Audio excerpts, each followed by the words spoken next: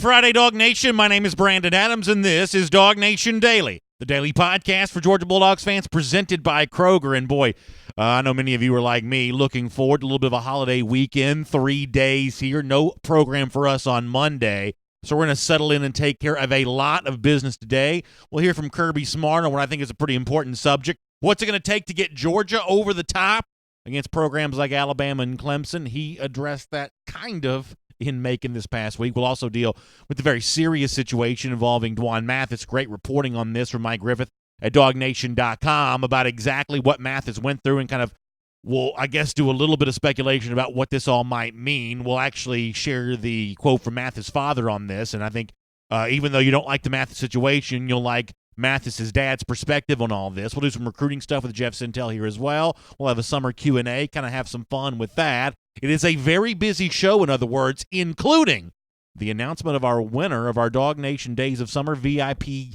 giveaway, courtesy of our friends at Callaway Resort and Garden. So we're going to cram all of this into the next hour. You can keep score for yourself and judge how we do as DawgNation Daily, presented by Kroger, begins right now. Today's episode of DawgNation Daily is presented by Kroger. More ways to save fresh food, low prices at Kroger. Presented by DawgNation.com. This is DawgNation Daily, the daily podcast for Georgia Bulldogs fans. Here's your host, Brandon Adams. All right, coming up in just a couple of minutes, I was just like many of you. My heart skipped a beat last night when I read the news about Georgia quarterback MATHIS and kind of what he's gone through. Mike Griffith had some really good reporting on what at least has the potential whiff of being a little bit of a scary story. We'll deal with the MATHIS stuff coming up in just a moment. It sounds like everything's going to be okay there, so we're going to push that back at least for a couple of minutes and deal with some more, kind of football stuff on the field. But we will address the MATHIS situation in large measure coming up here in just a couple of minutes on DawgNation Daily, presented by Kroger today. It's great to have you with us. Let me start, as I said, with kind of an on-field topic here for a moment, because one of the things that we have done a good bit is reflect the national conversation about Georgia. That Georgia right now is in that spot, tucked in at the number 3 team in the country, behind the Alabamas, behind the Clemsons. That's kind of where Georgia is right now. And the big question that we ask here all the time is,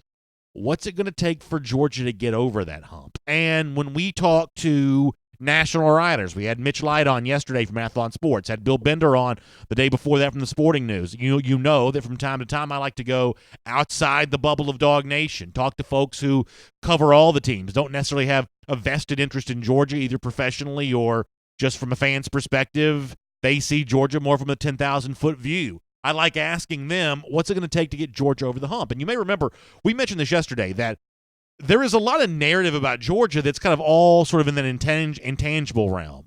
That when you have Alabama on the ropes, you got to beat them. You got to finish that game. You got to do that in the fourth quarter. And as I said yesterday, there's almost a way of listening to some of that makes it sound like, are they saying that Georgia has choked away the SEC championship this past year or the national championship game back in 2017? And maybe choke's too strong of a word to use. You can decide that for yourself. But the one thing's for sure, it's more about the intangible part of, hey, you got to finish the drill, to use the old Mark Richt phrase. You got to get it done in the fourth quarter. I am of the belief, though, that the issues facing Georgia against Alabama, who it almost for sure will play in December, and against Clemson, who it could play in January or at least late December, I am of the belief that these things are more tangible than intangible. And when Kirby Smart spoke to reporters on Wednesday, or one day this week, I forget when it was in Macon as a part of the Touchdown Club deal they had down there, as Kirby and the team kind of went through, and Tom Crean was there, others, they kind of went through the state a little bit this week. When he was in Macon, he met with reporters, and he addressed this very subject. What's it going to take to get over the Alabama, the Clemson hump? What's that going to take? And here's what Kirby had to say about that. You talk about a hump, you think about the little things that you can do better, the details, whether it's turnover, create turnovers. There's so many statistics that we can improve in that it's hard to pinpoint just one thing. I'm certainly excited about this team. I'm excited about the guys we got coming back. I love their work ethic. I love the spring we had, and I'm just excited to be able to coach them. So Kirby Smart says there's so many statistics we can improve upon. Now, listen, he's a little tight-lipped there. He's not exactly looking to, give a whole lot of credence to the fact that they did not get the job done a year ago, and I guess to a certain extent that's understandable. But when he uses a word like statistics, I take that to mean that Kirby's looking at tangible ways that he can improve this team as opposed to just the intangible ways of, hey, late in the fourth quarter, you got to believe in yourself. You got to get it done. I don't think that's the way that Kirby views this. I think he views this more in the tangible realm, and I think from that standpoint, Kirby's probably got the correct overall viewpoint on this. There are a few things that Georgia can work on and has been working on during the spring, will continue to work on during the summer, and put together over the course of the 2019 season that will make not only it easier to hold on to a lead against Alabama in the fourth quarter, maybe play and beat Clemson in the college football playoff, but be able to maybe do so in more decisive fashion so that they're not sweat jobs there late in the game. I think there are really three areas in which Georgia either needs to maintain what it has had or improve upon what it did have.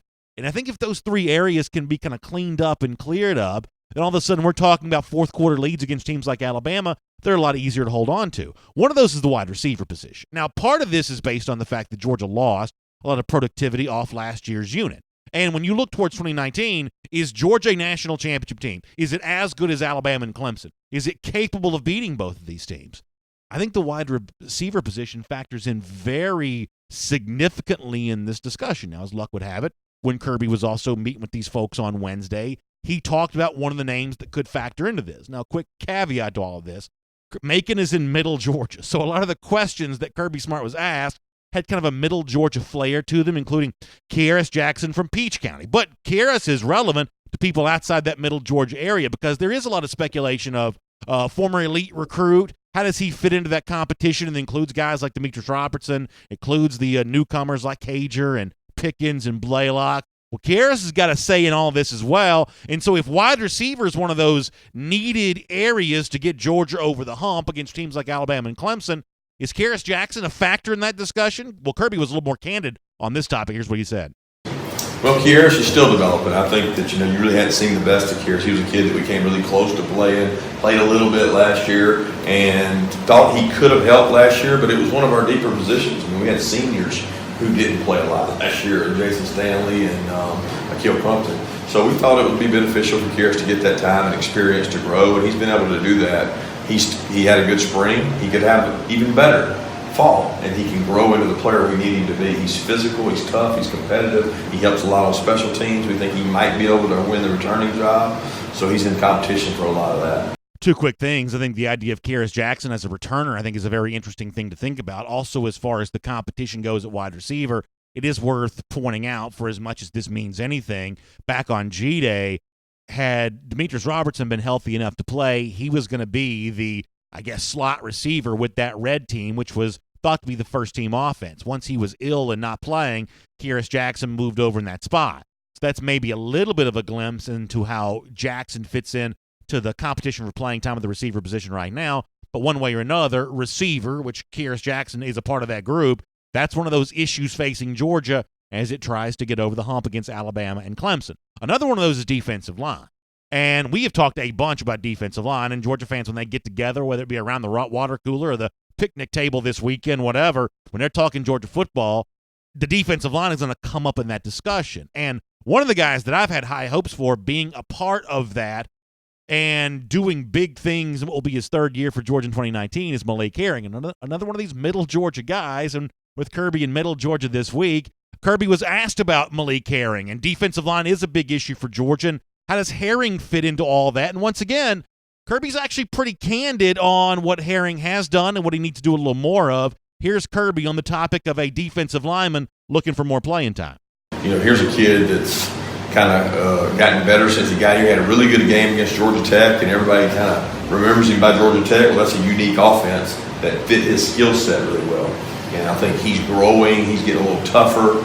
He's learning how to play the game and play more snaps because he's really been a role player up at this time, and he potentially now becomes a guy in the rotation, plays more. I mean, there's no doubt to me, and you can hear this sometimes in Kirby's tone, that certain challenges are going out to certain players. I think that Herring is one of those players who's being pushed and challenged right now. There's audio we've played back during spring practice that probably emphasizes that point even more. But this is a super athletic guy, and in this pursuit of really athletic defensive linemen to go on next to the big space eaters like Jordan Davis, Herring is one of your guys that you hope does a lot more of that. You hear Kirby say, don't read too much into a dominant game against Georgia Tech. It is, after all, just Georgia Tech. Don't read too much into that, but maybe we can push and prod him a lot more this summer, and maybe he does a lot more of that against other opponents, more substantial games, for Georgia in 2019. One way or another, you're thinking about getting over the hump against Alabama and Clemson. You're thinking about the defensive line being one of the crucial areas there. That's an all-hands-on-deck situation. Newcomers coming in this summer, guys blossoming in their third year. You need them all, and Malik Herring is one of those. And it was interesting to hear Kirby Smart talk about him this past week. One more topic on this same subject, getting over the hump against Alabama and Clemson. This is more of a tangible thing measured by statistics than an intangible thing measured by, results of did you win or did you lose. This is about specific incremental statistical improvement, and one of those areas in which we know Georgia needs more of is in the pass rush situation. Now, we think about pass rush, sometimes we have a tendency to probably overemphasize the guys who've just arrived on campus. We saw some pretty interesting things from Nolan Smith this spring. We saw some pretty interesting things from a guy like Jermaine Johnson also this spring. When we think about more sacks, we think about guys like that. But there is another guy from the 2018 class that's also, at least compared to the 2019 signees, maybe flying under the radar just a bit. I'm talking about Azeez Ojulari. Dealt with an injury last year. We saw some interesting play from him in the Sugar Bowl, and that whets the appetite of a lot of fans about how Ojulari might factor into the improved pass rush necessary to beat teams like Alabama and Clemson. And once again, Kirby was pretty interesting and outspoken when he discussed Ojulari this week. Here's Kirby again. Yeah, Azeez is a great kid, hardworking, never complains, tough. I mean, everything you want in a teammate. Does what he's supposed to do on and off the field. And, he kept getting better, and it really just showed in the bowl practices that here this kid is. He's beating some guys in pass rush. He's getting better. And so we've got to play. He's got to go play in the game and help us. And he missed a sack in the game. He got a lot of reps. And I think those reps are going to give him quality confidence that I can go out and perform in the games next year, almost like he played last year when he really didn't. So I'm excited about where he's at. He's really gaining strength in the weight room. You've got to remember, he's coming off an ACL too, that sometimes you're not as good the first year back as you are the second. So listen, here's the overall bottom line in this discussion for me. When it comes to, as Kirby mentioned off the top of our discussion here, getting over the hump versus Alabama and Clemson, this is about three things. It's about replacing the wide receivers you lost from last season and building on that. Hearing Kirby talk about Kearis Jackson was interesting in that regard. It's about improving the situation on the defensive line. Georgia was not great last year when it comes to stopping the run. I'd love to see Malik Herring have a role and play a factor in improving that this year. And it's big time about finding more sacks, more tackles for loss, the so-called havoc plays that dominated the discussion during the spring. It sounds like Azeez Ojulari will be heard from in that front. And this idea that in all the preseason magazines and all the online national websites, Georgia number 3 in the distance beyond and past and below teams like Alabama and Clemson. By the time December rolls around, if those three areas see the improvement that I think are possible, that doesn't have to be true. My name is Brandon Adams. This is DawgNation Daily, the daily podcast for Georgia Bulldogs fans. We're presented today by Kroger, and glad to have you with us live on video, 10 a.m. DawgNation Facebook, YouTube, Twitter, on the radio at noon. Once again on the Classic City and Athens Sports Radio, 960 The Ref, and available as a podcast wherever you find them, including the world-famous DawgNation.com. We will get Jeff Sintel coming up in just a moment. I'll also announce the winner of our DawgNation Days of Summer VIP giveaway, courtesy of Callaway Resort and Gardens, here in a moment as well. Let me, before that, remind you that everything today is brought to you by our friends at Kroger, and Kroger's got a great deal for you. You can get 4 days of digital deals, which begins today. So you got to get going here for you're having a barbecue or a cookout, something like that this week. Kroger, the place to go to get stocked up on all that, things like Keebler cookies, ice cream sandwich bars, smoked sausage, charcoal, so much more. So the coupons can be downloaded right now. The savings also begin today, and they run through Monday. So the actual Memorial Day holiday, they run through Monday. So get over to your Kroger and get stocked up on everything you need for a great, great Memorial Day weekend. All right, speaking of great summer weekends, Memorial Day is obviously one, but we're also heading towards some others when it comes to our DawgNation Days of Summer. And many of you are going to DawgNation.com. You're finding the link for DawgNation Days of Summer. You're getting registered to be a part of what we're doing either June 13th at Callaway Resort and Gardens or August 1st at Brasstown Valley Resort and Spa, and that's great. We also wanted to do even a step further than that, courtesy of our friends at Callaway Resort and Gardens. We wanted to give away one of these trips, too. And I'm really proud to say today, we get a chance to announce the winner of this. How exciting is this? Let me unveil and congratulate James Young on being the winner of our DawgNation Days of Summer winner. Congratulations to you, James. You are the winner of the DawgNation Days of Summer giveaway, courtesy of Callaway Resort and Gardens, and we'll look forward to seeing you on Thursday, June 13th, right there at the beautiful resort that is Callaway Resort and Gardens. This is just going to be an incredible time, and I know many of you are going to want to join James there. Please go to DawgNation.com to find more details about that as we really get ready for what's going to be just a great, great summer. DawgNation Days of Summer. Can't wait to see you all there. All right, before Jeff Sintel, it's time now to go around the doghouse. It's brought to you today by Meriwether and Tharp, and I want to kind of get into a more serious situation here. When I read the story last night at DawgNation.com, I was frankly just a little bit panicked. It was really a harrowing situation as Georgia quarterback MATHIS in Athens on Thursday undergoes brain surgery to remove a cyst. Now, good reporting from Mike Griffith. He was able to talk to Dwan's father, Terrence MATHIS, and there's better news about the scenario when it comes to what Terrence said here. I want you to read the whole story at DawgNation.com because there are more details. Let me give you the quote from Terrence here, though. He says, "I want everyone to know my son is okay and will be back and better than ever because of Coach Kirby Smart and the University of Georgia medical staff and coaching staff. The procedure today was a success, and that's the best news of all. And I want to thank Coach Smart and Georgia for the way they treated my son, my family. Coach Coley's at the hospital with my son right now, in fact. And, boy, if you're a dad in Michigan, your son's in Georgia, and he's dealing with a situation like this, I mean, really, the coaching staff almost becomes like de facto parents in a situation like that, and it's incredibly serious. And, listen, around here on this show, we talk about injuries all the time. But there's always something different when the tone changes from injury to health, about more than just on-field stuff, about the actual health and the ability to live life the way that you want to live it in a comfortable way. And this story obviously kind of veers more in the health range than just the injury range, and so it's obviously scary, and it's infinitely more scary if you're a part of the MATHIS family here. But there is really quality health care in the Athens area. The Georgia staff is obviously really plugged in what's best for its players, and there's obviously a close connection between these coaches and players, and it sounds like Mr. MATHIS revealing some good news there, and that's a real sigh of relief for Georgia fans, because when you hear any kind of surgery, especially when it's something you didn't know about, there's that immediate just kind of, I don't know, just a real level of anxiety about that. But Mr. MATHIS does a good job of making dog fans feel better about that. I know that UGA fans are going to continue to keep MATHIS in your thoughts and prayers, and obviously send out some well wishes there in kind of whatever way that you can, because this is a really impressive young man, and I think that he's got a really bright future on the football field. And this is obviously a little bit bigger than that for right now, but all of this seems to be heading in the right direction, which is, boy, that's a real answered prayer very, very quickly right there. So good stuff. It's Around the Doghouse, presented by Meriwether and Tharp. And listen, Meriwether and Tharp are experts when it comes to dealing with divorce, and the divorce process can be scary and confusing. If you're going through that, you know that. You never thought it would be you, but now it is, and you've got a lot of questions. And a lot of these center around your family's future. Well, listen, Meriwether and Tharp believes that you should not have to go through this alone. If it may be your first divorce, but for Meriwether and Tharp, they've been through thousands of these, and their experience is going to be your ally. They can guide you through the chaos. They can give you some options and some strategies and recommendations about how to make the best decision for you. Here's the good news. I know it seems impossible now, but you can feel normal again, and you will feel normal again, but you need expert guidance to get you through it. So please do yourself a very important favor. Go to this website, theatlantadivorceteam.com. That's theatlantadivorceteam.com. If you're in a tough situation when it comes to a divorce, you need Meriwether and Tharp on your side, theatlantadivorceteam.com. We're busy today. It's DawgNation Daily, presented by Kroger. We got a lot more to do. For now, though, let's talk some recruiting. Let's talk to Jeff Sintel.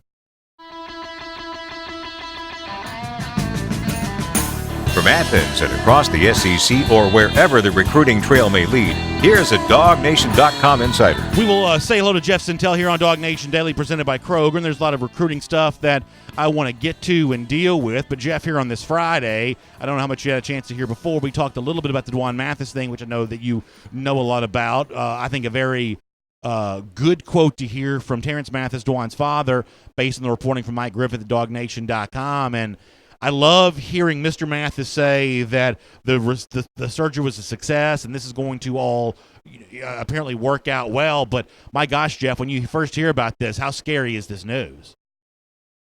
Yeah, first of all, Dog Nation, there are moments, even in our busy lives and times, where things that just pop up that shed a tremendous amount of perspective on this world. I mean, on this life. I mean, is he going to be the backup? How big is he? Is he the dual threat? Everybody's still rewinding that double reverse catch he took in. He hauled in from Matt Landers. A lot of things here. But then when you hear the words brain surgery, and some people on social media even have kind of astutely pointed out that there's no such thing in their minds as minor brain surgery. There's just brain surgery. And that, for me, folks, when you kind of cover these kids and these young men, and everybody wonders about projections and how's he going to look, how much is he picking up the offense. The most important thing for anybody in this life is his health, and it's our health, and it's great to hear that DeJuan Mathis has a very positive outlook here. And I'll give a little bit of context, and I won't pretend to know the specifics of Mathis' situation, and no one should take what I'm about to say that I have any idea about his specific situation, because medically all these things are different, and I'm no medical expert. But my son also had cysts on we didn't call them his brain, we called them his head. And when he was like a baby, he had to have surgery to have them removed as well. And the way that it worked, Jeff, is that my son's cysts were growing, I guess, inward, as opposed to like growing outward so you could see them on the skin. They were growing inward, and eventually they would have disappeared. But as they continue to grow inward, they do, I guess, run the risk of, I don't want to say penetrating the brain, but kind of heading in that direction. So the doctor said, we got to have these, removed and taken care of, quickly. It was a very rare situation. It's not something that happens very much.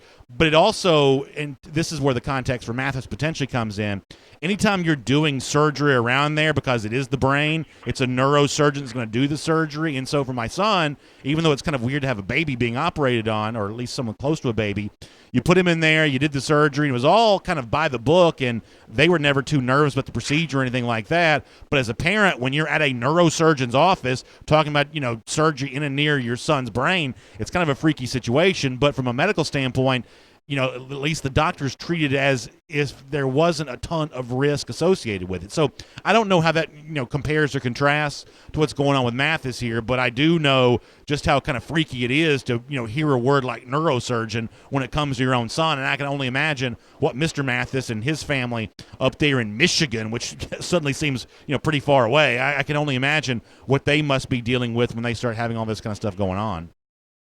Yeah, but I didn't even know that, but it's scary. I think it's funny how most young parents can point to some surgery that they have with their children. I think I've got a pretty large group of people I interact with, and it seems like maybe 20 or 30% of folks with kids and multiple kids, they have some sort of surgery with the young ones, and people go like, "Oh, well, they're so young now; it's fine. It won't be a problem. Their healing is great," or something like that. So, with the specific nature of this story, it was interesting how our Mike Griffith reported that it had something to do with the southern climate and always having constant headaches.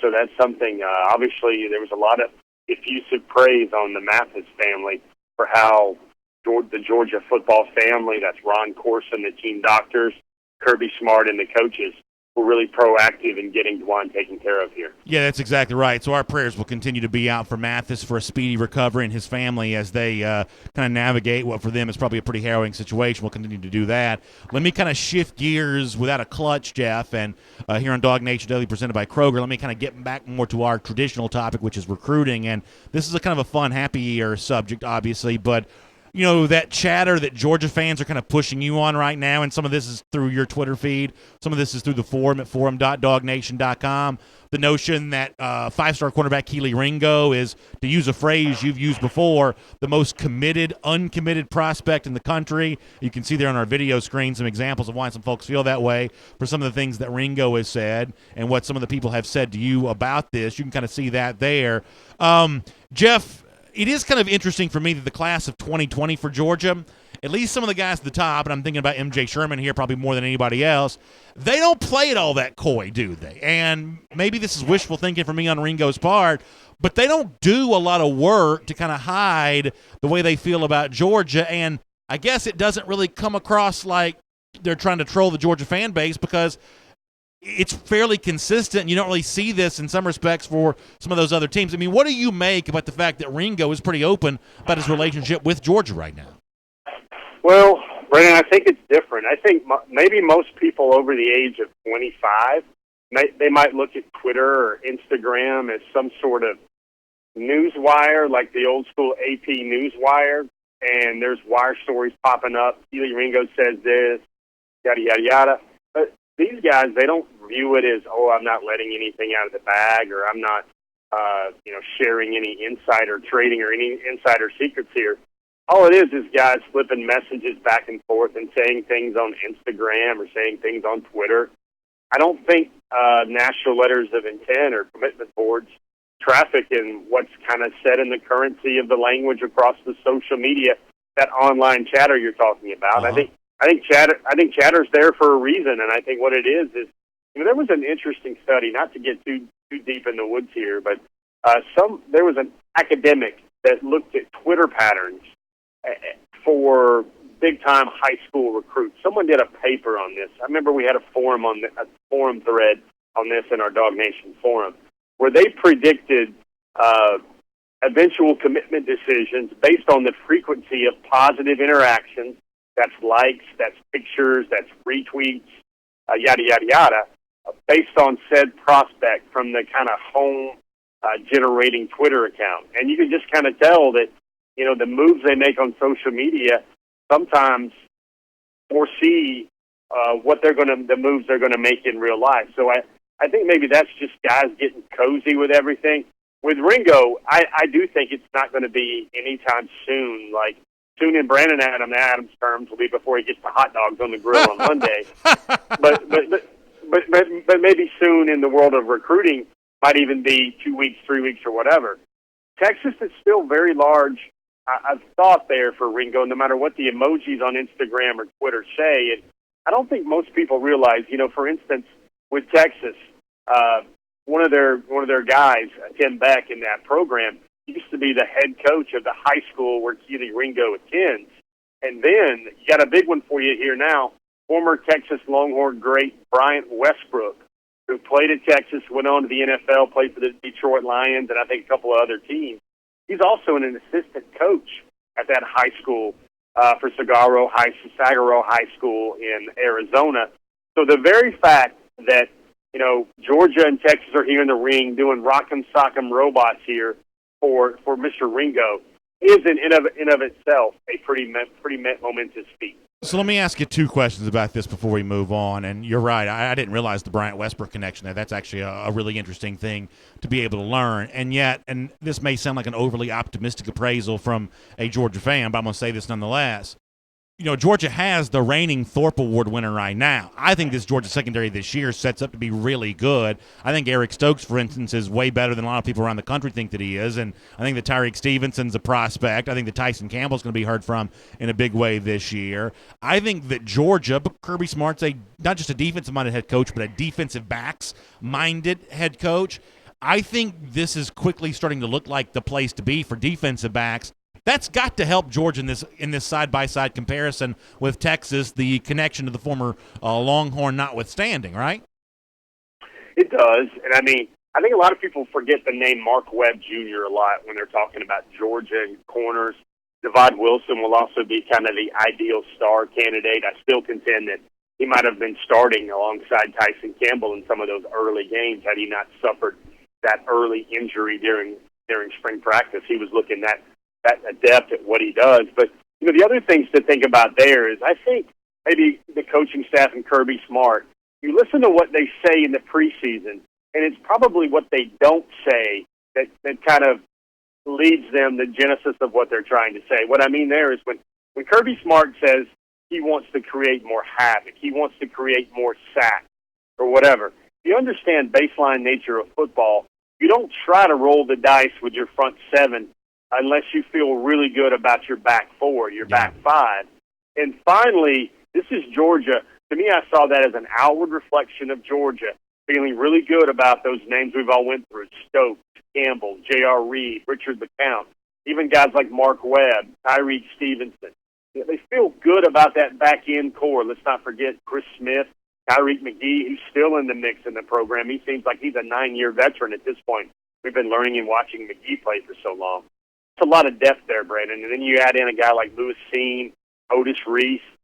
Georgia feels pretty sporty about its back end, and that's why it says, all right, let's turn up the dials on the stove eye about bringing heat on the quarterback. Well, let me also add this, Jeff. You talk about havoc plays. One of the things I think people can quickly forget, because we always mention tackles for loss and sacks in that havoc conversation, PBUs, pass breakups, are a havoc play. So when you're talking about the need to have as many havoc plays as possible, pass breakups are a big part of that. And, Jeff, I love the stat blocks and things like that. I'm going to tell you that pass breakups are also a pretty predictive stat in both college and the NFL in terms of how overall successful a team ends up being. So one of the reasons why I love stocking up on defensive backs is because knocking balls out of the air is actually one of the key components to winning, and there's about 1,000 different studies that'll back that up. Yeah, and there's a lot of things, like a simple tip ball at the line that is considered a havoc play because it affects, you look about PBUs, passes broken up.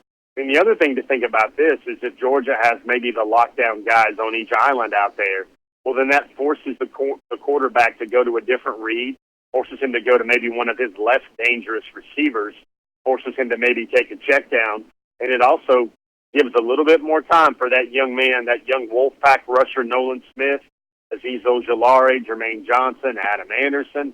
Gives them another half second to do their work on getting to the quarterback. All right, let me shift gears. Let me talk about Kendall Milton for a moment, because this is going to be the new name that we talk about every single week, like a lot of these other guys throughout the years have been. And there was an interesting exchange on social media last week that I kind of got tagged in and kind of got a part of where, here we go. Chris Milton, who is Kendall Milton's father, was talking to a Georgia fan saying, hey, what do we do to get Kendall Milton to come to UGA? And Mr. Milton says, put on a hell of a last visit for his official. And obviously to hear Chris Milton say that, Jeff, around the same time that the first of these official visits for Kendall Milton is on the books, Ohio State coming up here, does it benefit Georgia to get last shot, what I guess is going to be the last shot for Milton in September? Does it benefit Georgia to get that shot? Is that the right timing for UGA in this recruitment? I think so. Maybe it's the online, that's the official visit that Georgia would get a shot at. And it looks like, does this mean Georgia and Alabama get the game day officials? How long will he take it? I'm gonna say two things I want to make sure we get in this program, Brandon, that you'll probably be thinking about for the rest of the day when it comes to Georgia recruiting. Number one, there's some chatter out there, the online chatter. Sometimes we got to debunk it instead of embellish it. There's some online chatter that Kendall Milton wants to make his decision made by the opening. That's why he's speeding up his timeline. My best information on this topic is that is not accurate. He does not want to have his decision made by the time of the opening. He does not want to have this thing figured out. He does not want to take his official visit to Georgia before the opening. Everybody that may be leaning into Georgia recruiting coverage here on DawgNation Daily that doesn't know what the opening is, that's a national showcase of the top players in the country. They all congregate. Used to be at Nike headquarters in Oregon, no longer a Nike-affiliated or branded property. Jerry Jones, Student Sports, and the Dallas Cowboys owner now moved everything to the Star at the Dallas Cowboys World Practice Headquarters. Kendall Milton will be there with a lot of big Georgia targets and commitments. Jalen Kimber, Kendall Milton, Keely Ringo, guys like that. Tate Ratledge, those guys will all be there. And the other thing about social media chatter that I thought was particularly compelling is I know you probably spotted it on your radar over the last 36 hours.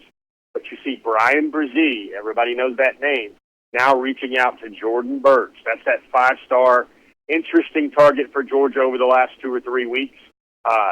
There's the graphics, there's the social media edits about Jordan Birch being the last piece of that 5-star pyramid, let's say for Dabo, along the defensive line at Clemson. So here you go, Brandon. You have 5-star Brandon Brzee recruiting for Clemson, trying to pull Jordan Birch, maybe away from the Gamecocks, maybe away from the Bulldogs, and keep him in state as South Carolina's top prospect this year to join that stacked defensive line in Clemson. All right. I thought that was highly interesting for folks to be aware of today. I'm glad you brought that up, and since you opened the door, I'm going to walk through it. So earlier, it was thought to be Georgia versus South Carolina for Burge, and I hate to be this way, but I sort of took that as after getting Murphy and Brzee, maybe Clemson didn't feel like it had room for the young man from Columbia. But now that Brzee's trying to, I guess, change that message and say, no, we do welcome you with open arms, is that going to change the way that Birch views Clemson? Well, Clemson is Clemson. I mean, they are sitting high on the hog, so to speak, if let's act like we're sons of the South here. The defensive line pedigree, the guys they're reeling in, Murphy the 5-star, Brzee the 5-star, Trey Williams the near 5-star, DeMonte Caphart. I mean, that's just what they do at Clemson right now. And I think the pull there for Clemson will be strong as long as Jordan Birch maybe realizes that, okay, where were they 1 or 2 months ago? Am I on again? Am I off again now with Clemson? I'm just going to make it very simple, Brandon. If Clemson has room for Jordan Birch and they want him in the program and they start firing those big program guns like a Brian Brzee, I think Jordan Birch will be highly interested in the Clemson Tigers. It would be hard to think that he would not. So let me ask you this. Obviously, Georgia's gone to Columbia before and got Channing Tindall, and that was a pretty big deal when it happened. Getting George Pickens out of Hoover was a pretty big deal this past signing day. Sometimes it's a little weird to stand up in kind of enemy territory and announce you're leaving the hometown school or whatever. Is it going to be, if Jordan Birch wants to tell the folks in Columbia that I'm going to Clemson, how's that going to go over? It seems like it'd be a little easier to go to Georgia than it would go to Clemson. Or is that just too much wishful thinking? There you go, folks. There's Brandon's mind working right way, and he's already working out his end games and his vectors and his angles on everything like that. I think Jordan Birch is just going to be happiest where he feels a fit, where he feels like just that warmth, that X factor he feels about. I don't know if most young people I talk to don't sit there and dream about, okay, now let's look at Jordan Birch, for instance, as well. Jordan Birch is a 5-star defensive end that can play all over the defense, can play on the edge, can play inside, maybe a 5, maybe a shade 3 technique there. But, okay, Miles Murphy, and then you've got Brian Brzee. Brian Brzee is now seen as a defensive tackle, but they will likely play him a little up and down the line as well. Maybe this might be a way, if you're looking for the angle or the play here, maybe this is a way where Georgia, and maybe what it doesn't have yet on the defensive line class in 2020, might be a benefit here. The other simple benefit here might be, Brandon, sometimes guys want to get away and go to school a little bit. Maybe flap their wings, get about a couple hours away from mom and dad and the family unit, just kind of feel like they're growing on their own as a young man there. That's another thing to think about with this recruitment as well. That's a good point. Let me try to do two quick things kind of quickly here. I know I've kind of kept you long, but let me try to do a couple things quickly before we go. Obviously, tight end recruiting has been a hot topic. Rick Gilbert, probably the number one name that we should mention and will mention at the top of that list over and over. But two of the other guys, Theo Johnson, the Canadian, Darnell Washington from Las Vegas, they have both recently teased announcements, which I'm assuming are finalists, and we're kind of getting that time of year where a lot of these folks are going to be dropping their finalist list. Would you mind just kind of giving us a thumbnail sketch of the tight end situation? Is there still room for two of these guys? I'm assuming there's not room for all three. And in the Darnell Washington, Theo Johnson comparison, how does that work out for Georgia right now? Well, an educated point I'll make here a little bit is I would probably say that Gilbert has to be, if there's anybody that is a mainstay or maybe we're going to hold this spot until the very end, and maybe Gilbert's spot might transcend the third receiver. It might transcend an extra cornerback. It might transcend an extra linebacker. I think Gilbert has a spot in the class at Georgia as long as he wants it, whenever he wants it. What would get very interesting to me is a guy like Theo Johnson, because to me the gulf is not that wide, sir, between Gilbert, Washington, and Johnson. Johnson now, guys, he is almost a 6'6" kid. He's almost right at 6 feet 6 inches. He runs a lot of receiver routes. He's more of that wide receiver with a body like the tight end. He's going to have phenomenal metrics in terms of standing broad jump, everything that you do in the opening combine testing. And he's also the number one player in Canada, and he does have a healthy interaction and a healthy appreciation with all things Georgia. Theo just released his top 7. I think teams like Iowa, Miami, Penn State, Ohio State, Georgia, they all populated that top 7. Remember, Theo Johnson has came to Georgia a couple of times, including G-Day. It'll be very interesting to see and watch him make his moves over the next couple of months about what he does with his officials and what he does with his timelines. Probably very shortly, you guys will see kind of much like you saw with Cedric Von Prawn in a story about him right after he released his top 8. Maybe there was a story yesterday about where SVP factored into Georgia and where Georgia factored in with SVP. I thought it was highly interesting when I went back through his timeline of offers when he talked about Georgia being there since day one. I think that was very interesting that Georgia really was there since day one as his first SEC offer. And then when you bring it back to Theo Johnson, you have a situation here as well where we'll be able to provide you guys with a lot of Theo thoughts about Georgia and where his recruiting stands very shortly. So just really quick follow-up on this. Is it fair to say that Darnell is almost like a big receiver, but Johnson's more of a traditional tight end? Is that a fair description for those two guys? I think the fair description is that these guys are hybrid flex guys. I think, we talk a lot, and a lot of people bring up the fact that they're hot zones for Jake Fromm and how, he doesn't really work that middle of the field a lot. Well, maybe in his defense here a little bit, or maybe a little bit more, another data point to this discussion here is that maybe Georgia has been clear for the last 2 or 3 years of following recruiting. You hear tight ends, the athletic tight ends, they hear the Georgia coaches tell them that they don't have a kid that can put their foot in the ground and run away from guys, or at least create separation from athletic safeties and linebackers.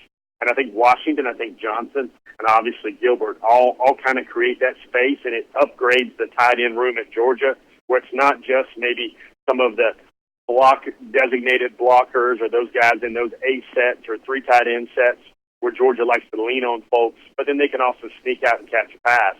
I think Georgia's wanting to get in the business of seeing more completions to the tight end, but also more 25 and 35-yard completions to the tight end as well. Really quick, and this is, I promise, the last thing. You mentioned Cedric Von Prawn from the New Orleans, the top 8 reveal, Georgia in that group. Any other final thought from you on, I like the nugget about Georgia being his first SEC offer. I do think that matters both ways. I think it makes Von Prawn feel a sense of loyalty to Georgia, but also shows that Georgia's really actually truly in the mix for this guy. Any other final thoughts you want to give us on Cedric Von Prawn? Well, he's just liked Georgia and felt a certain type of way about Georgia for a long time. Sam Pittman, these are his words. Pitt tells him often that he's his guy for the 2020 class. He's the nation's number 3 center. Can also play some guard. Film looks great. His education level, his acumen for academics also checks out. He's a clear leadership type for the class. Even Lincoln Riley said that. It'd be very interesting because this guy, one of the things I really like about this kid is that he knows where to put recruiting on the shelf. And he knows that his recruiting will be there, especially amongst his top schools when he needs it. He's going to focus on his high school season. He's going to focus on putting a big trophy in that trophy case for Warren Easton in New Orleans once a certain time happens in the summer. And then he's going to just put blinders on to a lot of other things. He says don't expect him to take an official visit during the season. He might take an unofficial visit, but only when it wouldn't interfere with film study. I think LSU, I think Oklahoma, I think Georgia, I think those are schools to really watch here for Cedric Von Prawn. Jeff, incredible stuff. It's a long interview, but we appreciate you giving us as much information as you did, both the planned and the unexpected. We hope you have a great Memorial Day weekend. We appreciate you being a part of our program. We appreciate the recruiting coverage you provide all day long here at DawgNation.com, and we'll look forward to speaking to you soon here on DawgNation Daily, presented by Kroger. Man, that was fast. All right, guys, have yourself a good weekend, and say a small prayer, everybody, for DeJuan Mathis today. That's the right thing to do. For sure. Let's take a look around the rest of the league. This is SEC Through. Yeah, at the end of that one there, some of y'all joke sometimes. You say I sound like an auctioneer, and I do have a tendency to talk way too fast. It's the one thing that I'm kind of always working on more than anything else is just trying to slam on the brakes when I speak and not talk so fast. But I kind of got into the whole spiel right there, and by the time I got to the DawgNation Daily presented by Kroger, I really was probably going about 100 miles an hour. But really good stuff from Jeff Sintel. And on a serious note, this show, obviously DawgNation Daily, we'll continue to send out prayers to DeJuan Mathis. I think Terrence Mathis gave us a great update at DawgNation.com, but that doesn't mean prayers aren't still needed, and we're going to pay very close attention to everything that's going on with that. Boy, really good recruiting information from Jeff Sintel. Great stuff on Ringo about the stuff on Jordan Birch. I don't necessarily love it, but I'm always glad that Jeff gives it, even if it's the bad news or the potential of bad news. I like that from Jeff Sintel, so really good stuff. Let me do SEC through right now, and there are a few stories here that I think are pretty interesting, and one of these we're going to deal with as part of our summer Q&A. First of all, this starts off as a report, but I guess now it's official. Ross Bjork, the Ole Miss AD, is leaving Oxford to go to College Station. I think this is a very weird move, and I'll tell you why. I think that Ole Miss is a very different kind of SEC job than Texas A&M. Now, for those of us who like the drama in the league, the fact that LSU tabs the A&M AD and A&M tabs the Ole Miss AD, you have this musical chairs of athletic directors, that obviously furthers that drama. We like that. But Ole Miss is a small school in a small state. There's a very small media presence in the state of Mississippi covering both Ole Miss and Mississippi State. And along the way, I think that is the word insular. Am I saying that right? The insular nature of Ole Miss and Mississippi State within the state of Mississippi, I think it's easy to get caught up in that. For instance, it's not been unusual to see Ross Bjork responding to, like, fans on Twitter. I mean, Mississippi State fans, basically retorting back to them for something they may have said. These two schools, rivals in the SEC, have been at each other for a while, and when you're a small school in a small state, you can kind of get away with that. Nobody really cares. Texas A&M, College Station may be a small town, but the state of Texas is gigantic, and there is a very big media presence around Texas A&M. Houston Chronicle covers the team on a regular basis. The local media there in College Station, that's big business. Covering A&M is big business. There's obviously huge money attached to Texas A&M. Now, the TV money for all the schools is essentially the same, but the donor money, the booster money for Texas A&M is much, much bigger. There's a bigger spotlight on Ross Bjork at Texas A&M than there's a place like Ole Miss. Obviously, upward mobility is basically the rule for everybody in all their careers, and so if you get the A&M offer, you're supposed to take it. I wonder if Ross Bjork's going to like this quite as well. I think the jury is still very much out on that. I thought this was really odd. Alabama has scheduled a 2-for-1 with South Florida. Now, first of all, it's kind of weird to see Alabama playing a non-conference road game anyway. The fact they're going to go to Tampa and play it against South Florida seems even weirder. But the bigger story, and I said this immediately upon hearing the news, and social media, the reaction's been the same for everybody else as well. This is a black eye for UCF. I mean, this is absolutely a total embarrassment for UCF, because South Carolina is willing to do and getting a chance to do something that, according to a lot of reports, UCF was not willing to do with Florida. Now, you may say, well, Alabama's a bigger program than Florida. If you get Alabama coming to your stadium, that's a bigger deal.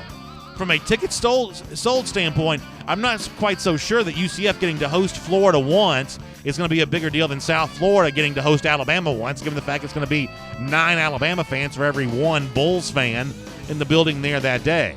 UCF comes across looking really bad on this, and they've been trying to work their way into, kind of being the 4th team in the state of Florida, and in some cases truly being better than the 3 teams who are above it in terms of overall stature. But Alabama's made an odd decision to go play a non-conference road game in South Florida. I don't know why they're doing this, but I know that it's not good for UCF, who's turned down some opportunities to have kind of the same thing.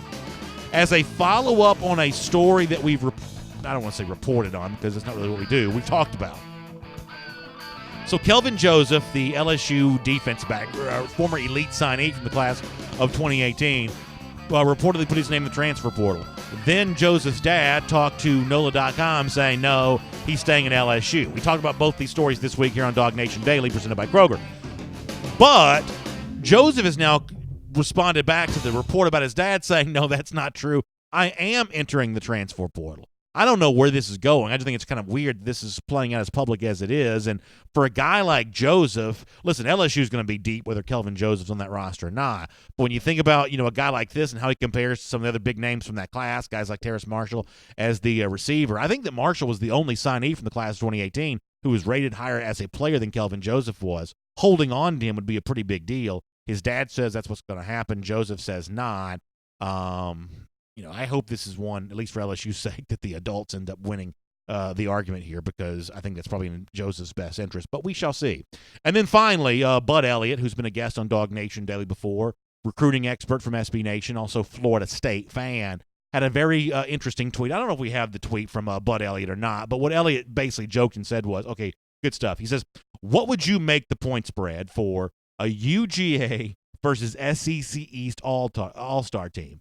Elliott says, obviously not including UGA players. He reminds the non-Georgia fans that UGA has won every East game by double-digit points the last 2 seasons. I think that's a very interesting question, and it's one that we'll deal with coming up as a part of our summer Q&A here on DawgNation Daily presented by Kroger. We'll make that your SEC through.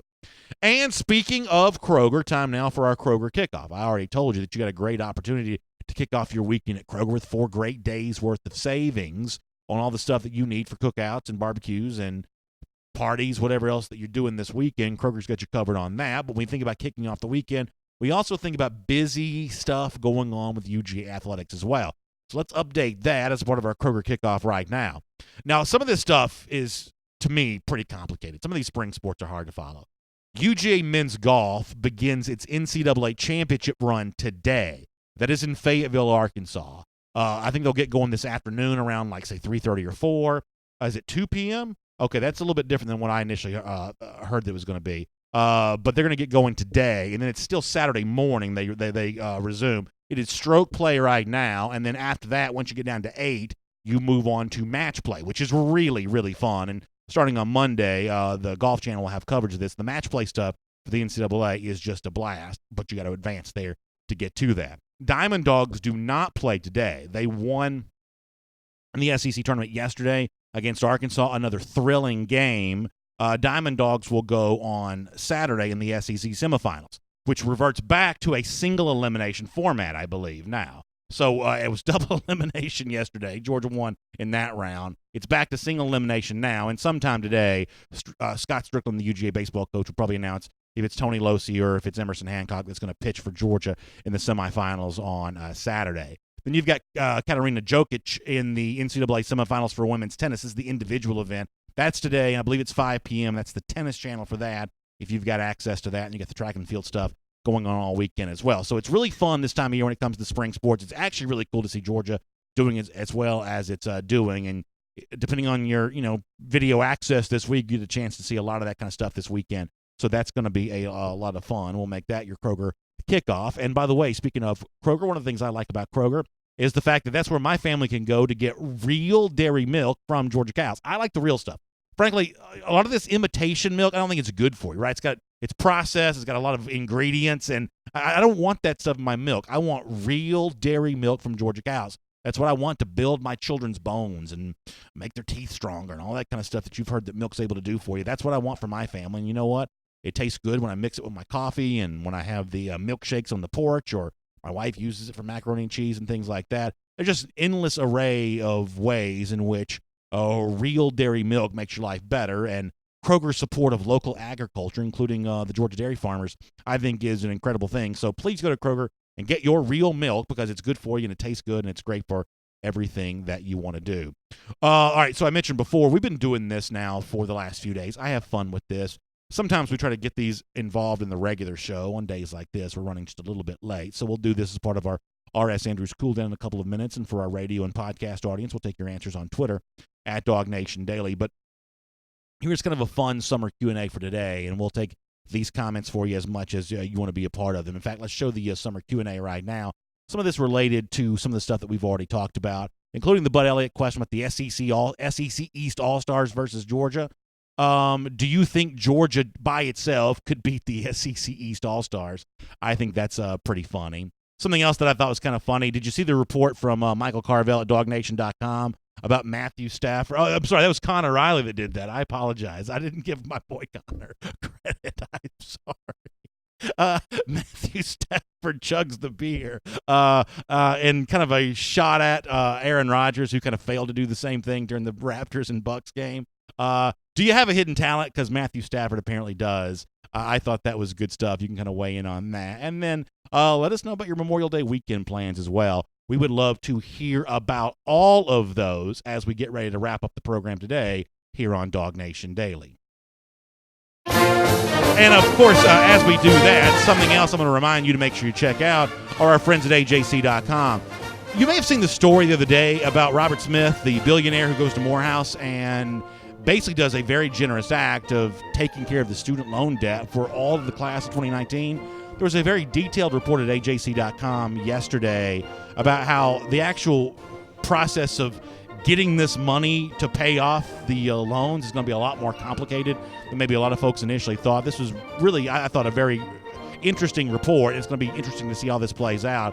It's just an example of one of the things you get every single day at AJC.com. So check it out through the day. Get your Atlanta news now at AJC.com. Also some fun stuff to get ready for Memorial Day weekend there as well. Hope you'll check that out.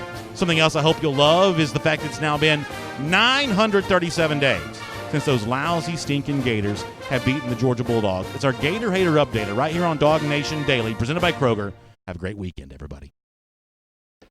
And on video, time now for our R.S. Andrews cool down as we kind of go through our summer Q&A and kind of everything else. And I'll remind you, air, heating, plumbing, electric. My friends at R.S. Andrews, they got you covered on all of that. So if your water heater goes out or if your air conditioning is not working, and this ain't a good time to have that air conditioner not working. It's going to be, 90-something degrees every day for the next few days. You want that AC up and working and doing what it's supposed to do. That's why you want my friends at R.S. Andrews to cool your house down if you got problems. So check them out online. Story after story, they deliver smiles, including for you. So that's why you should check them out at rsandrews.com. All right. With that said, let's dive in here and get some questions and comments on kind of anything else you want to talk about. Jeremy Chapman says, hey, BA, can you give a shout-out to the Boiling Springs 8-and-under Lady Bulldogs? We play for the postseason. Let me get this from our friend there. He says, postseason championships tonight. Go Dogs. Jeremy, that's great to hear. Hope that goes well. Thanks, and a huge shout-out to the Boiling Springs 8-and-under Lady Bulldogs. Happy to do that. Bobby Taylor, Shannon Baker giving us the and on video catchphrase. So, nice to see. By the way, appreciate y'all. I know that it's a Friday before a holiday weekend. We appreciate you choosing to spend some time with us. Really do. It's very nice of you. I've also got a different computer today, so these comments are going to, I'm sure, this is going to be an adventure the entire time. Let's see if we can make this a little bit better here.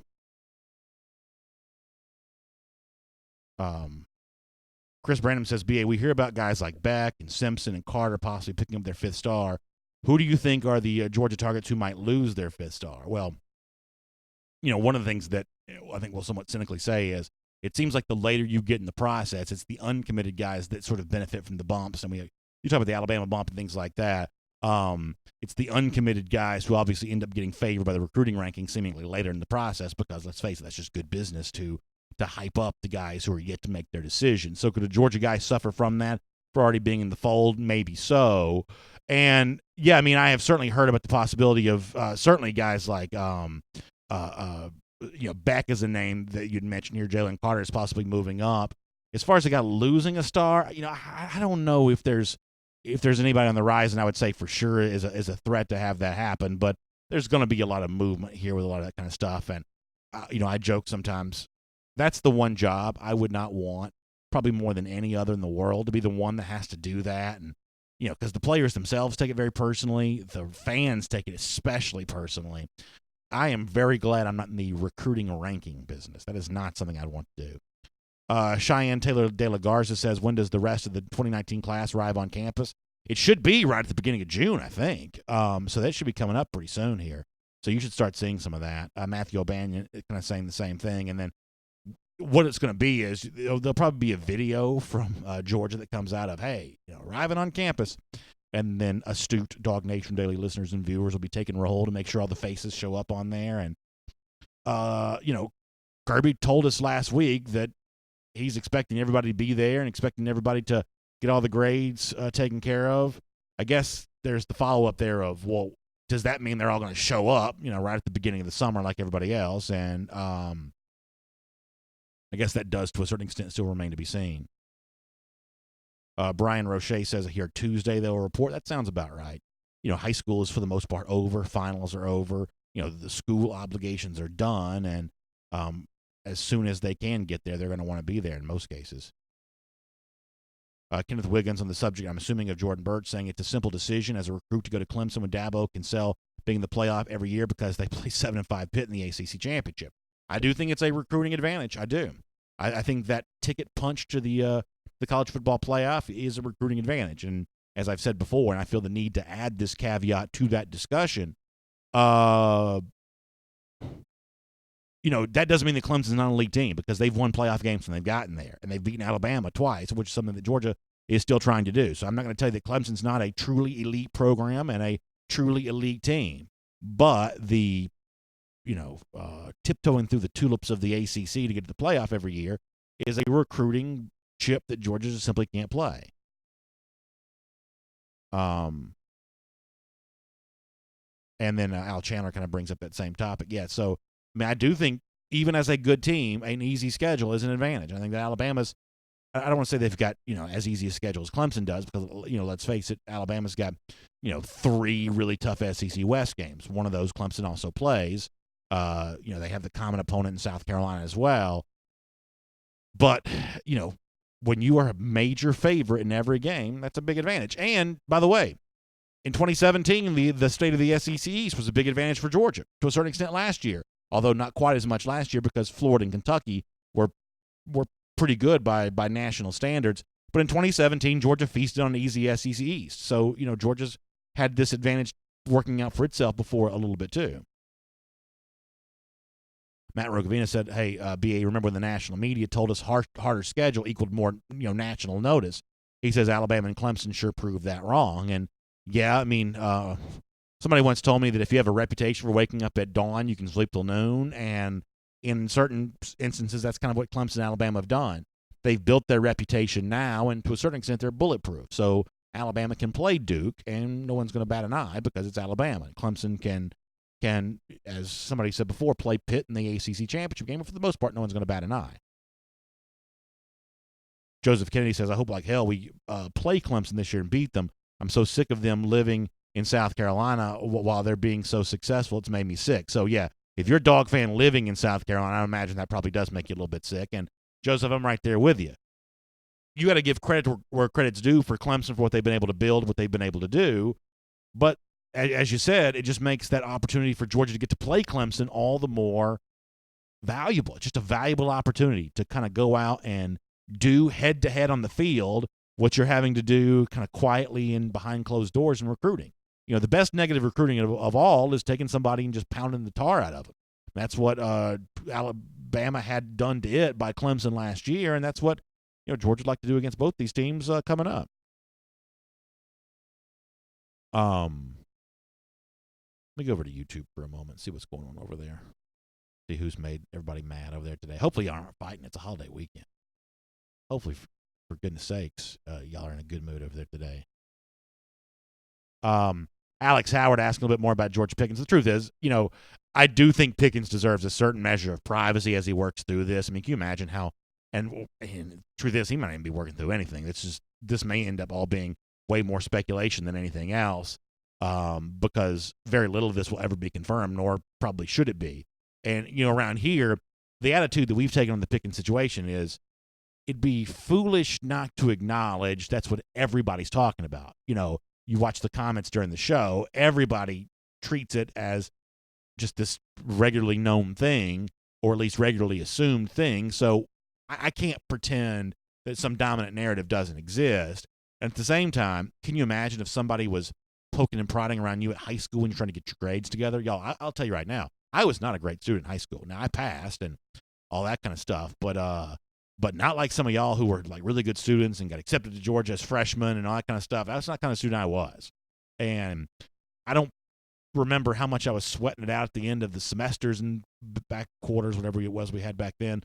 I don't remember how much of that I was, but I remember a lot of times seeing that C's get degrees. I remember a lot of times being very, very happy to see that C on my report card. So I would not have wanted a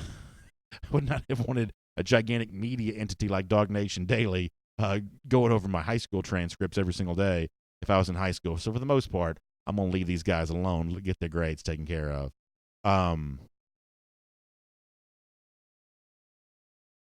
What else we got going on over here?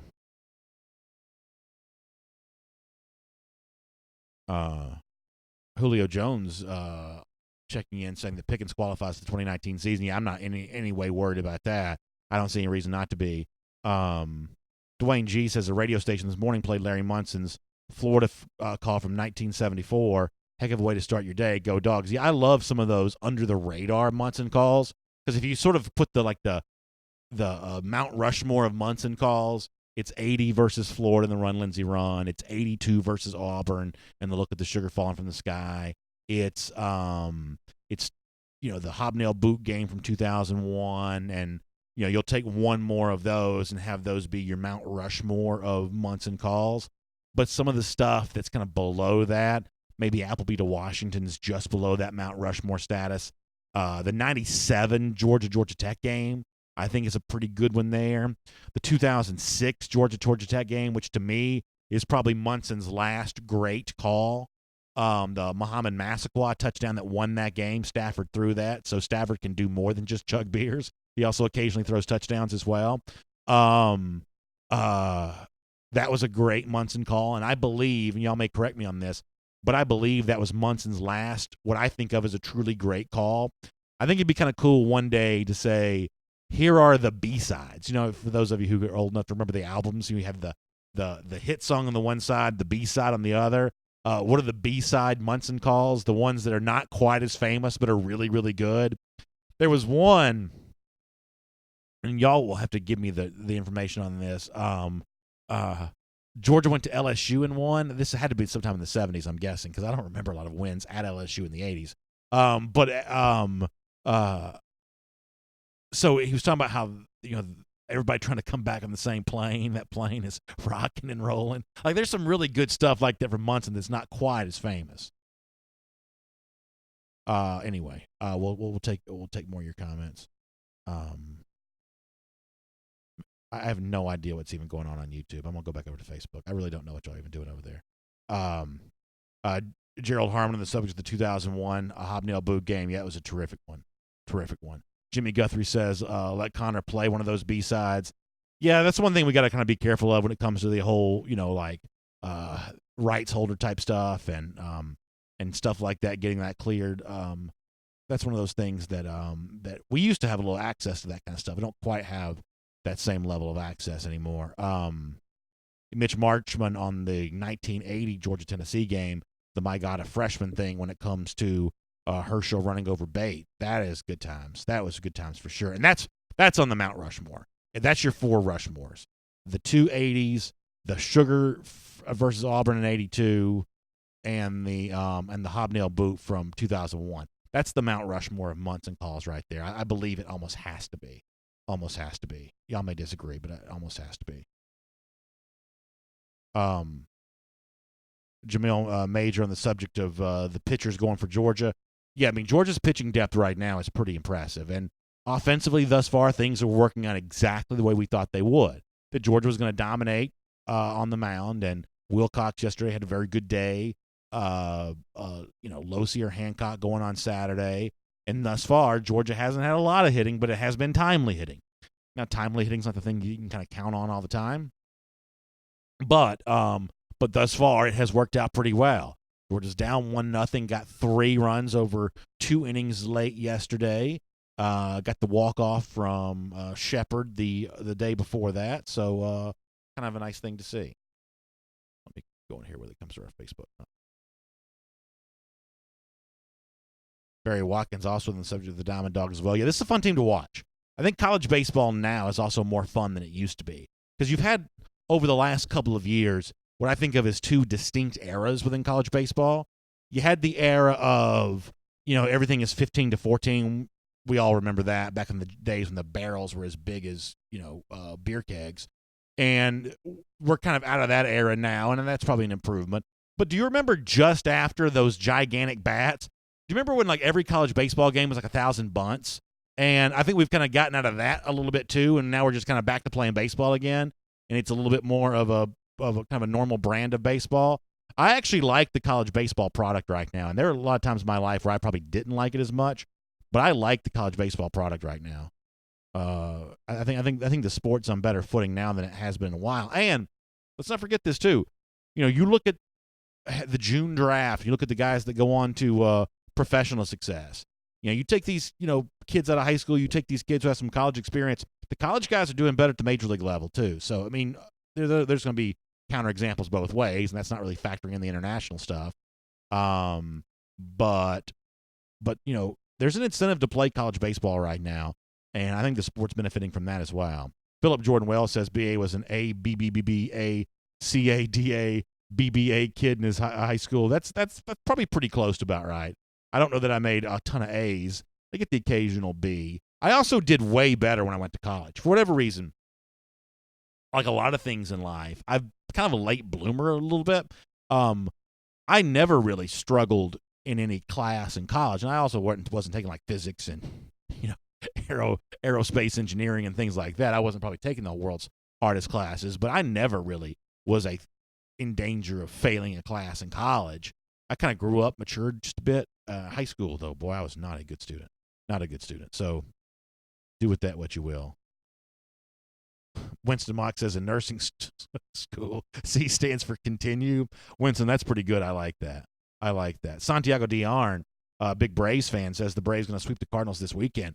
I got to tell you, and I know y'all don't like the non-Georgia football talk, but I'll do this for 2 seconds. That Austin Riley, there's a chance he's the greatest baseball player of all time. He had another home run yesterday in thrilling fashion against the Giants. Braves were down. He hits a 2-run homer to tie it. Braves end up winning in extra innings in San Francisco, as Santiago said, on their way to St. Louis right now. I have a sneaking suspicion that Santiago might be going to one of those games, if I were to guess. But Austin Riley, if you haven't seen, he's like the Zamir White personified of Georgia baseball. I mean, of Braves baseball right now. What a thrilling thing that is.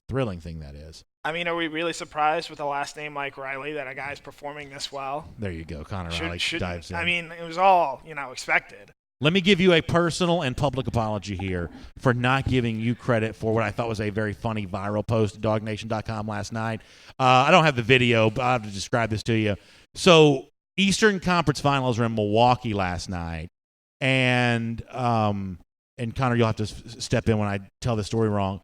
But Aaron Rodgers and a Packers offensive lineman were having one of these chug-a-beer showdowns on the big screen above, and the Packers guy, the lineman, he drank 2 beers consecutively, and then the camera passes the ball essentially over to Rodgers, who takes a sip out of his with his pinky in the air. Can't even finish it. Yeah, I can't even finish. Now, I'll also say that I'm not quite so sure I could chug a full beer either, which y'all can make fun of me for that if you want to. I'm not quite so sure I'd be able to relax my muscles enough to be able to do that.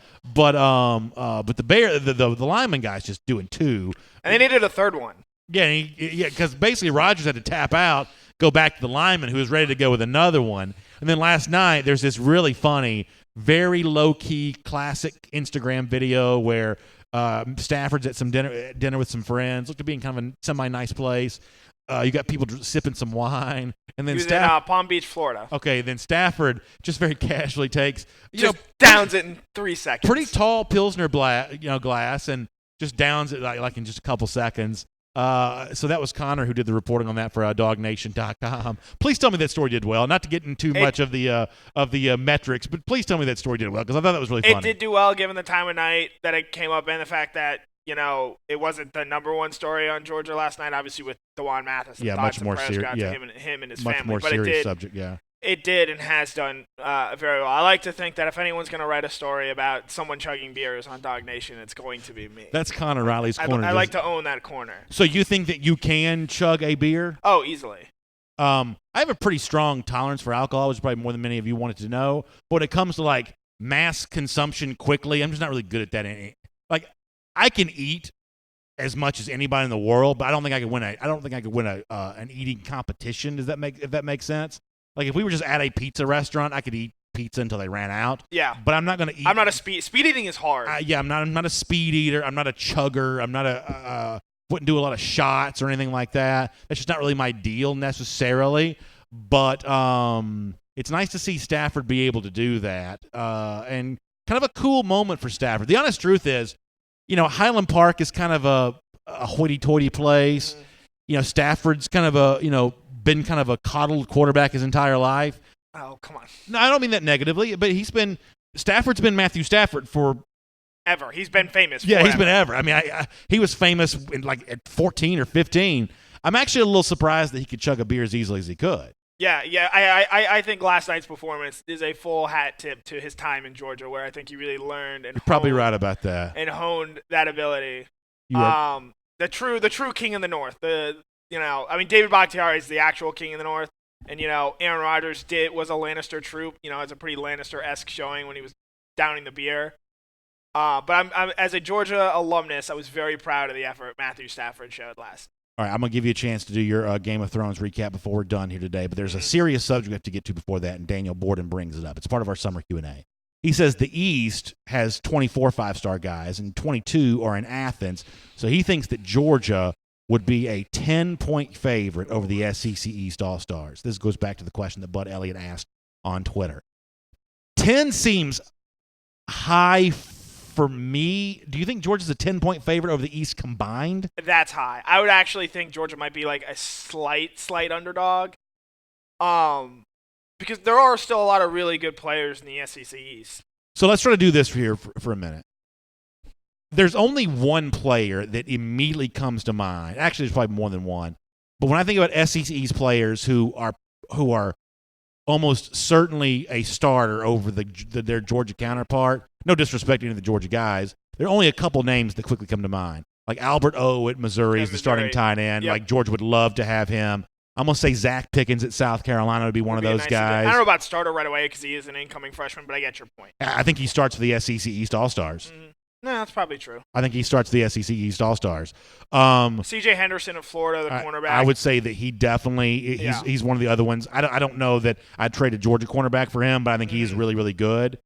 Who is your SEC East All-Stars starting quarterback? I know for sure who mine is.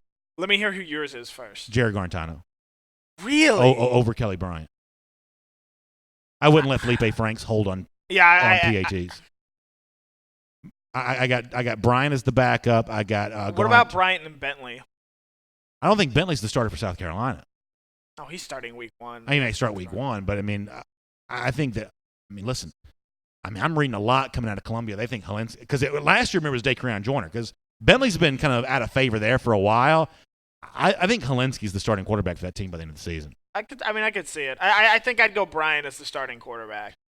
16 touchdowns, 12 picks in his last year at Clemson. I feel like Garantano had a better year than that last year. I think it was 12 touchdowns, 6 interceptions. Is that what it was? Yeah. Either way, it wasn't great numbers.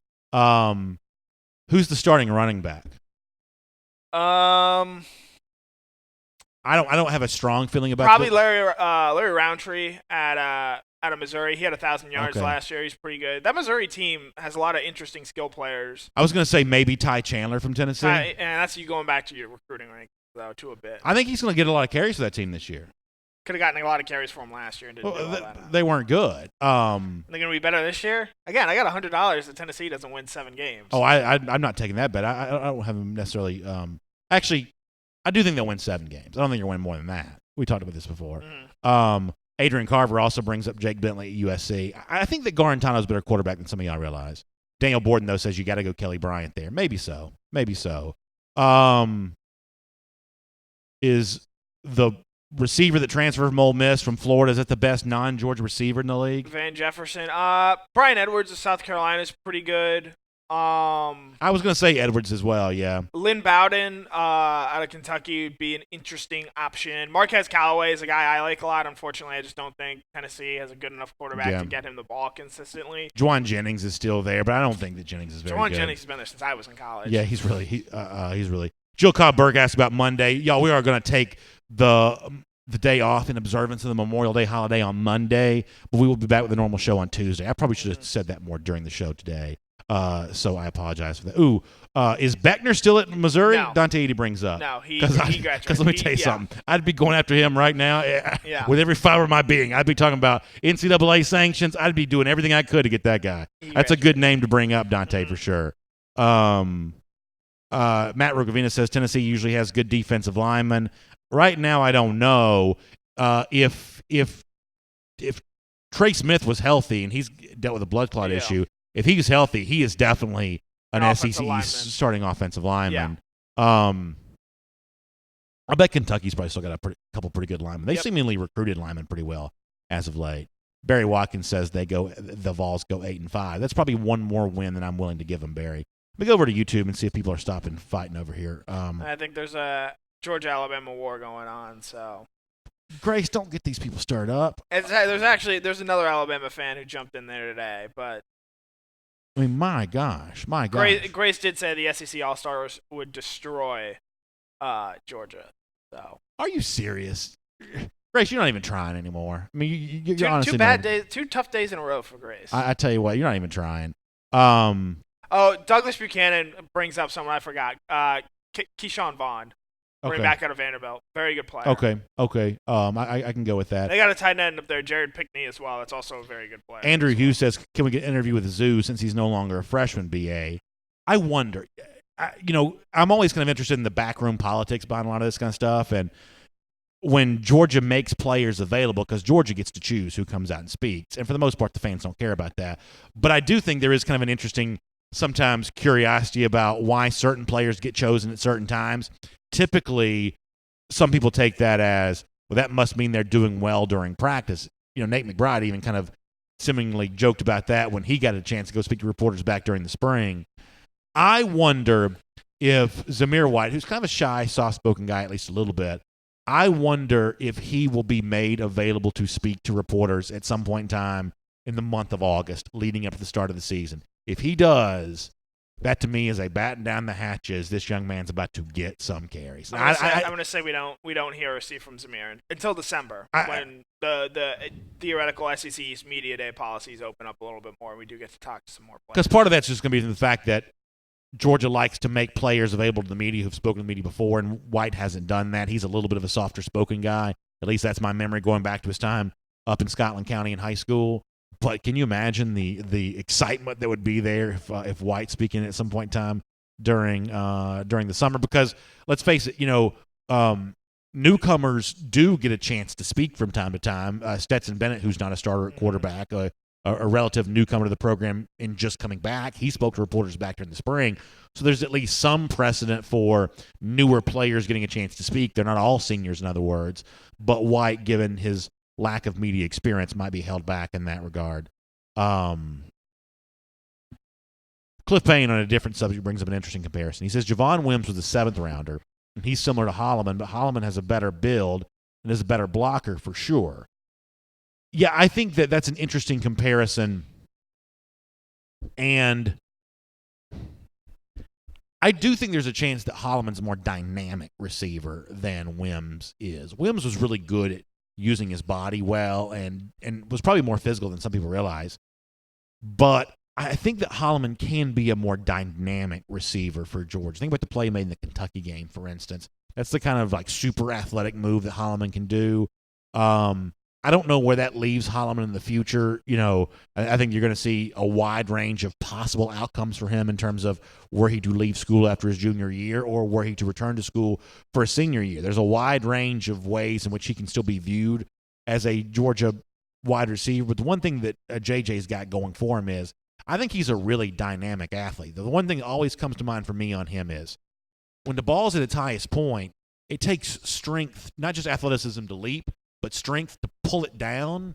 And I think that he's really good at pulling the ball down, going up and getting it and bringing it with him. That's the thing I think he's really good at. It looks like I'm doing a tractor trailer horn thing there, but you know what I'm saying. And that's the one thing that Holloman can do that not every receiver can do. And that's the kind of thing that you either got it or you don't. That's one of the reasons why thus far JJ's kind of exceeded his recruiting profile is because he just wants the ball. He goes and gets it, which you really, really like. Andrew Hughes, how many receptions do you think? Because I think we both agree, and I think most commenters would agree, Holloman's going to be the leading receiver for Georgia this year.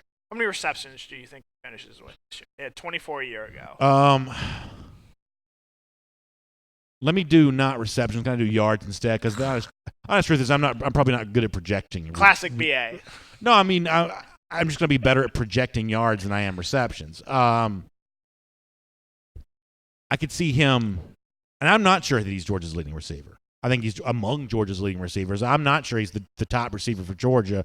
I think the safest overall yards number for him is probably somewhere in the ballpark of between 650 and 720. 720 is about what Wims had in 2017, and 650 would put Holloman ahead of everybody from last year's team. I think that ball 650 actually puts you well ahead of everybody from last year's team. But I think somewhere between 650 and 720 is about the ballpark that I could expect Holland to be in this year. Crow King 123 says I could see him pushing 800 to 900. That'd be good news for Georgia if that's the case. I think there's a chance that somebody pushes for that 900-yard number, and I think Holloman might be the leading candidate to do that, but I don't believe he's the only candidate to do that. I don't believe that Georgia has multiple 800-yard receivers this year. I believe they have multiple candidates to become the one guy who goes above that number. Gerald Harmon, Demetrius Robertson will be the leading wide receiver in yards and touchdown catch this year. I mean, the bold prediction. Demetrius Robertson is a fascinating story for me because we still really haven't seen him. You know, you go back and watch his film at Cal, but that's a very different brand of football, and I don't mean that pejoratively. It's just a different brand of football. So last year, I mean, by the middle of the season, you almost forgot he was even on the roster, and I don't mean that pejoratively either, but it's just a fact. I mean, he just wasn't really a factor at all. And then this spring, you're hearing all these good things, and I'm, basically driving to G-Day thinking about D-Rob. That's the guy I wanted to see more than anybody else, and then he's sick. And then you start wondering, what's going on here? And after the game, Kirby's like, hey, D-Rob's had a really good spring. Our buddy Nate Patrick said D-Rob been doing some good things, but you just didn't get a chance to see it. So I'm kind of fascinated. Is it the Beatles that have that line about how he's got to be good looking because he's so hard to see? I start to feel the same way about D-Rob. He must be good because we never get a chance to get a glimpse of him whatsoever, and yet the chatter about him never stops.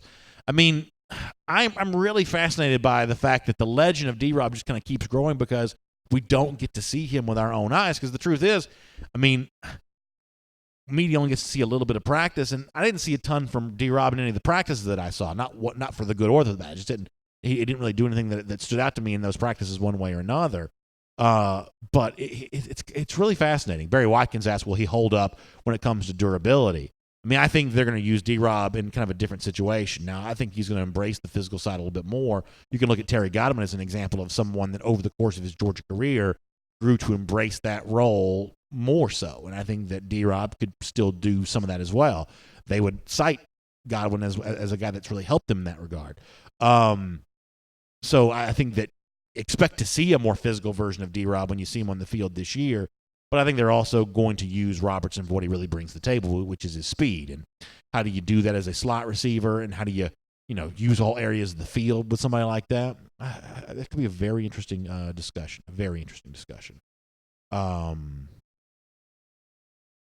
you got Memorial Day weekend plans? What time is it, by the way? It is 11:39 right now. We're gonna leave in just a second, y'all. So I've got a couple balls in the air. We might be doing a family cookout. All right. Some ribs, some pulled pork, some brisket at my parents' place on Monday. None of you are invited. Not a single one. There you go. So I'm not typically a stickler for language, and I can't stand the typical Twitter debates. But there is one thing that I'm a little bit of a absolutist on. I don't like how people from the North call cookouts barbecues. I think barbecue is a specific thing. I think it's spelled BBQ, and y'all know what it is. It's pulled pork. It's ribs. It's not hot dogs and hamburgers. Yeah, it's not hot dogs and hamburgers. So keep that in mind in your observance of the Memorial Day holiday this weekend, that barbecues are what people in Wisconsin call cookouts. But down here we have barbecue, which is a noun, which stands for food. And Matt Rukavina agrees, and so I'm glad to be able to know that. Anything else anybody want to talk about before we go here? Summer Q&A or anything else?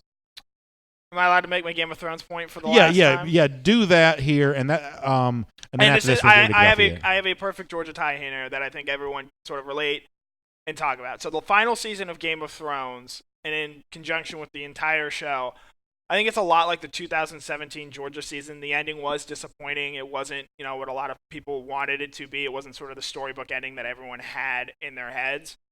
And, I certainly understand in the recency of it all, people being understanding and complaining about certain aspects of the way things turned out, both over the course of the season and over the course of that Alabama-Georgia game.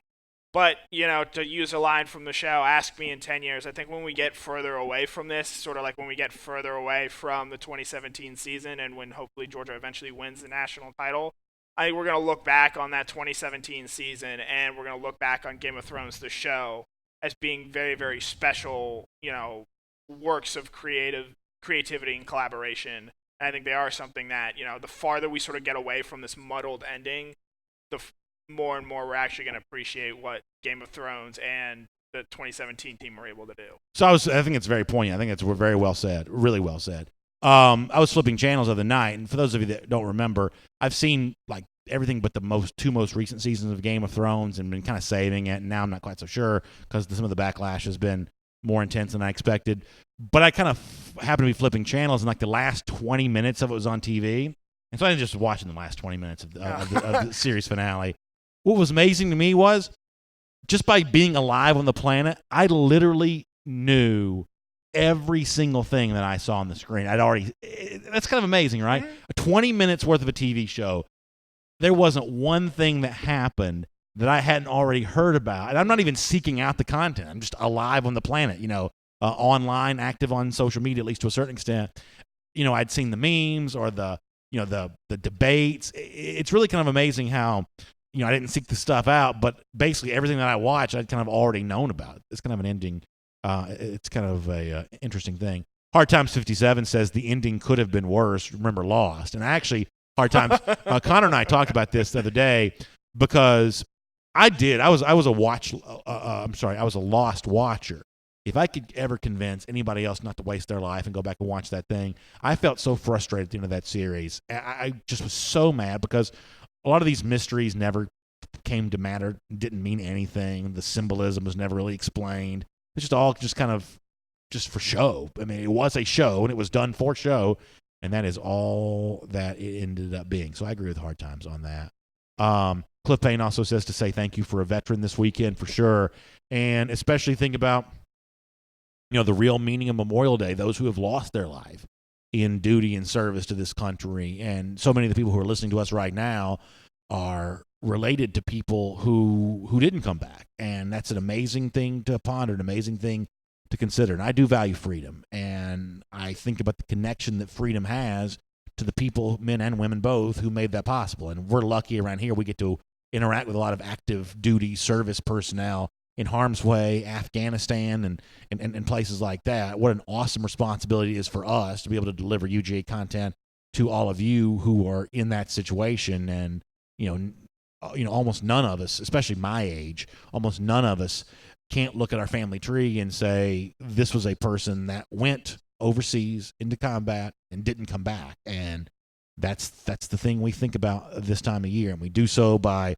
honoring the memories of those, by having fun, which is a cool thing about America. But there is a very serious subtext to what is a very fun weekend for many people. So I think that's a very important point to remember. Connor, any other final thoughts from you as we get ready to go to... Oh, by the way, Shannon Baker brings up a really good point. The fact that a water bottle was also left on set after the famous Starbucks cup from a couple weeks ago, that is a inexcusable black mark on the Game of Thrones. That's inexcusable. I blame Sam Tarley. Pardon me? Yeah, I blame Sam Tarley. It was his fault. Was it his water bottle? Yeah. But that's pretty hard. It's not like they shot that episode though after the Starbucks cup issue. I guess what I'm saying is these episodes cost billions of dollars to make. You Not billions. Millions, though. I mean, come on, man. Billions. Listen, I love Billions as much as you do. Great show. It's the most expensive show. It's the most expensive show ever produced. You can't have a production assistant going around and cleaning up trash. Anyway, by the way, Matt Rookvina says I've got 10 people coming to my house this weekend. A Texas A&M family. My wife and me, UGA, talking about trying to keep the peace. Boy, that's going to be tough, Matt. So I'm glad we were able to kind of give you a little bit of a respite from that, because that does not sound like a great experience. But nonetheless, when that stagecoach arrives from Texas, I hope everybody's happy, and I hope you all have a great weekend. All right, so we're getting ready to go here. Huge thanks to Kroger for making DawgNation Daily possible today. Huge thanks to R.S. Andrews for making the R.S. Andrews Cool Down possible today. No show for us on Monday. We're going to take that off in observance of the holiday, but look forward to seeing you back here, just like normal, on Tuesday for DawgNation Daily. Y'all enjoy the weekend. Summer's here. DawgNation Days of Summer approaching fast as well. We're excited about it. We'll look forward to talking to you about it. See you back here on Tuesday for DawgNation Daily. Have a great day, everybody.